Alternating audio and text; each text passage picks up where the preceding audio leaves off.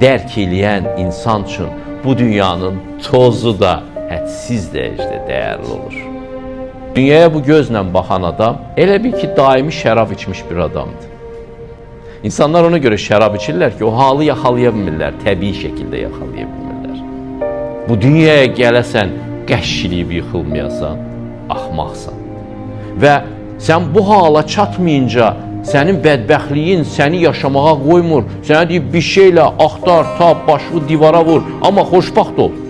Göyü deyir, yaylığa bükmək daha asan bir şeydir. Nəinki həqiqətə çatmadan xoşbaxt olmaq. Bu axmaqlıq çox yayılıbdır. Varım olsun, xoşbaxt olaram, nə bilim, yarım olsun, xoşbaxt olaram. Amma əgər sən kör olacaqsansa, kar olacaqsansa, dünyanı elə gözlə görməyəcəksən ki, o sənə hədsiz dərəcədə xumarlıq verə.